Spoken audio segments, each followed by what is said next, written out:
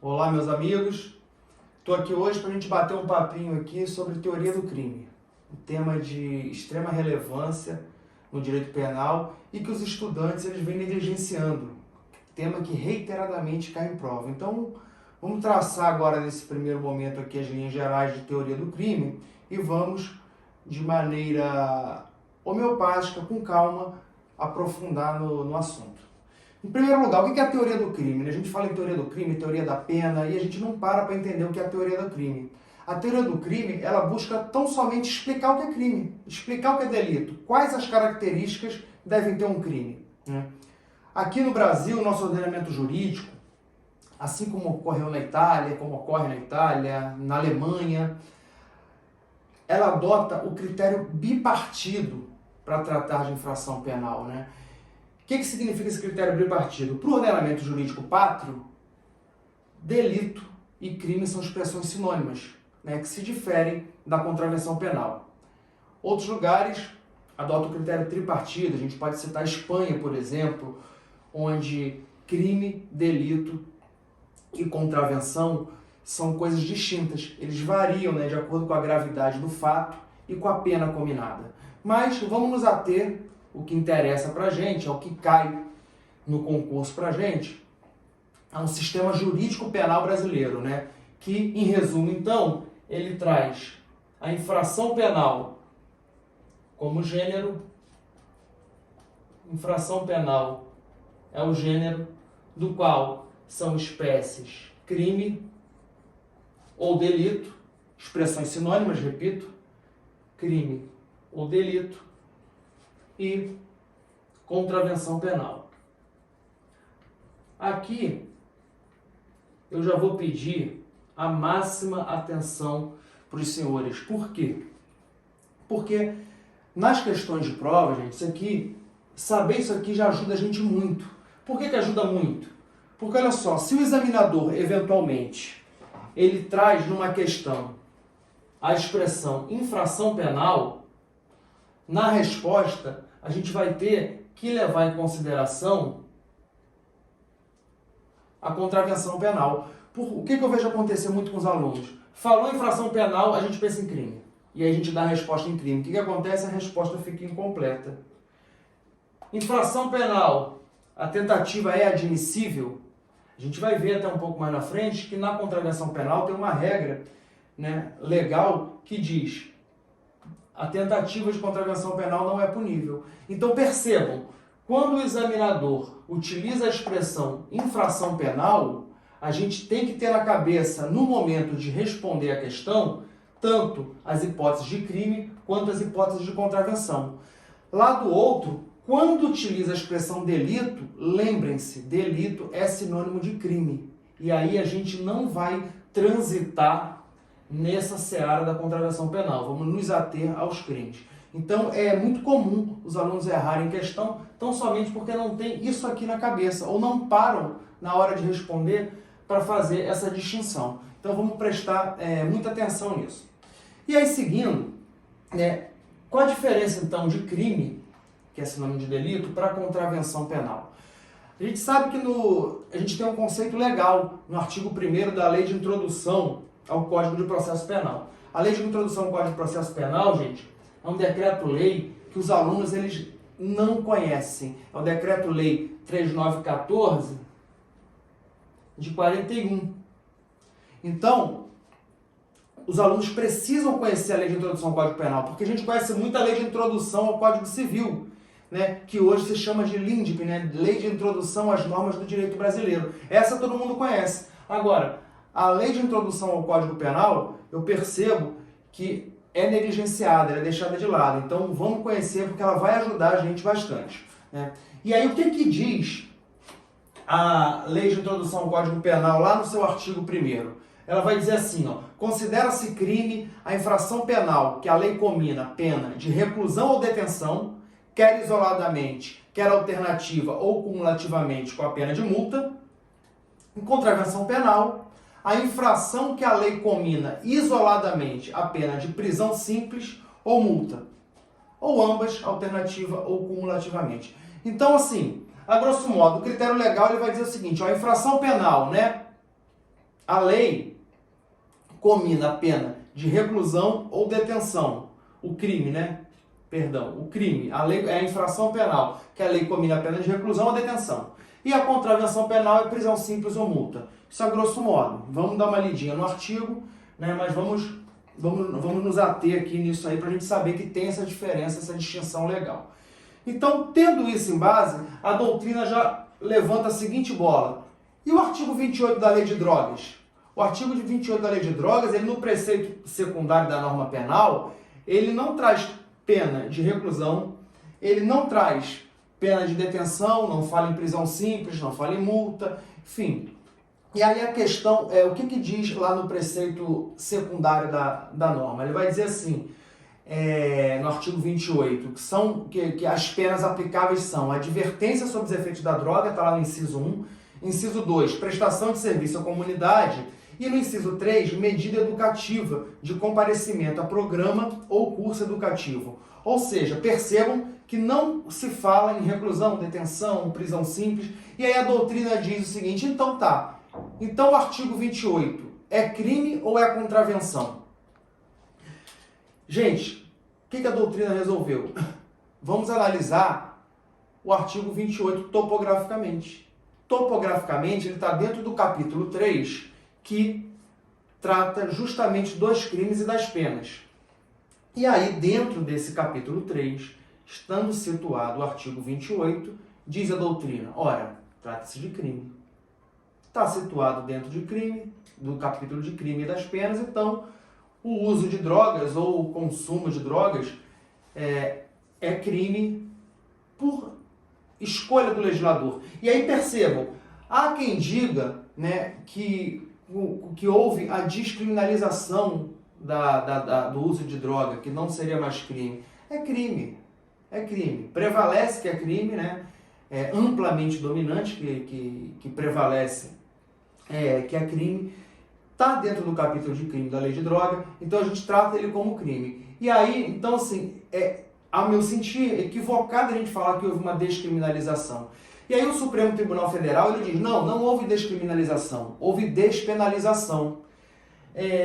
Com toda a vênia, esse entendimento ele vem sendo repetido por grande parte da doutrina, eu tenho uma certa resistência a falar em despenalização. Porque olha a construção que é feita para falar em despenalização. Porque perceba, eu acabei de falar assim, o artigo 28 ele vai dizer quem adquiriu, etc, está sujeito às seguintes penas. E aí são aquelas penas que eu já falei. Ora, está sujeito a pena. Se está sujeito a pena, como a gente fala em despenalização? Não faz sentido, né? Há pena. Então, olha a construção que é feita. Não, a gente fala em despenalização porque no sentido de que não há pena privativa de liberdade. Tudo bem, não há realmente pena privativa de liberdade, mas há pena. Então, a palavra despenalização induz a gente a entender que não há pena. E não é o que acontece, né?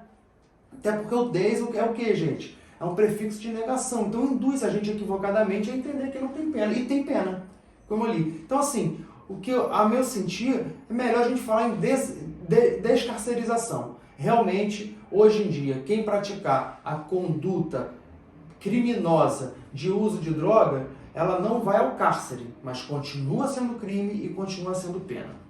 Mas vamos prosseguir. Na verdade, gente, continuando aqui a falar da diferença de crime e contravenção penal, não há uma diferença substancial, né? Não há uma diferença, fala, nossa, gritante. O legislador é que rotula, né, por um critério político, o que é crime, o que é contravenção. Aliás, uma conduta que hoje é uma contravenção penal, ela pode, no futuro, vir a se tornar crime. Como uma conduta que atualmente é um crime, ela pode vir a se tornar uma contravenção penal, né? Inclusive, isso já aconteceu. A gente vê que lá no porte de arma, por exemplo, ele já foi tipificado na lei de contravenção penal. Estava lá no artigo 19 da lei de contravenção penal, quando a gente tratava do porte de arma de fogo. E aí, posteriormente, a lei 9437 surge, torna a conduta de portar arma de fogo crime. Ou seja, a conduta que era contravenção penal, ela passa a ser crime.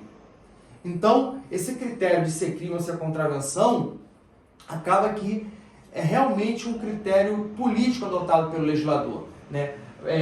vale a pena só dizer, gente, para não ficar nada para trás, que a Lei 9437 ela foi revogada, né? Atualmente, o crime de porte de arma de fogo está tipificado no Estatuto de Desarmamento, que é a Lei 10.8/2000, né? Então, a contravenção penal, a gente percebe que ela é uma infração de menor gravidade. Não por outra razão, Nelson Hungria chamava a contravenção penal de crime anão. Nelson Hungria utilizava essa expressão, crime anão. Gente, Nelson Hungria é o papa, né, do direito penal. Então, essa expressão utilizada pelo Nelson Hungria, gente, tem que decorar, tem que saber, tem que conhecer. Porque na prova, se a gente for tratar de contravenção penal, a gente vai fazer referência a crime anão. Porque o examinador ele vai olhar a sua prova e vai falar assim, opa, olha só, o cara conhece Nelson Hungria. Então assim, a gente tem que ter malandragem também para fazer prova, né? Não é só sair e chegar lá, a gente tem que estudar muito. Mas também não é chegar e sair escrevendo igual doido. Um pouquinho de malandragem ajuda muito. Aos pouquinhos eu vou dando para vocês aí muitos bizus que eu tenho certeza que vão ser muito úteis aí na prova. Mas assim, para concluir aqui essa diferença de crime e contravenção penal, a gente já falou do critério legal, se a gente passear pela legislação, vamos perceber que há algumas outras diferenças. Por exemplo, no artigo 4º, ele vai dizer que não é punível a tentativa de contravenção penal. Ora, tratando-se de crime, a gente sabe, alguns crimes admitem tentativa, outros não admitem tentativa. Da mesma forma, é importante, artigo 17 da Lei de Contravenção Penal, ele vai falar que as contravenções penais elas possuem ação penal de iniciativa pública, né? E tratando-se de crime, a gente sabe que a iniciativa da ação penal pode ser pública, privada, a gente tem ação penal subsidiária, ou seja, a gente passeando pela legislação, a gente vai encontrar algumas diferenças pontuais que não são somente aquelas do artigo 1º da Lei de Introdução ao Código Penal. Então vamos lá, vamos prosseguir. A doutrina